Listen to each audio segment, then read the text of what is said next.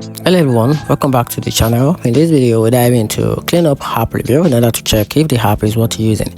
So let's quickly dive into it.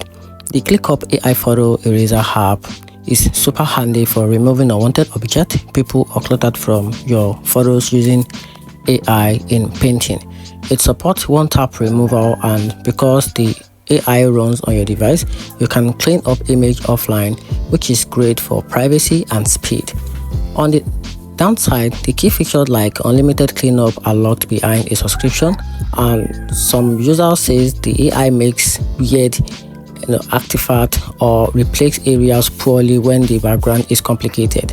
So my opinion, if you want to clean up your photos neatly and don't mind paying for better result, the ClickUp app is worth using.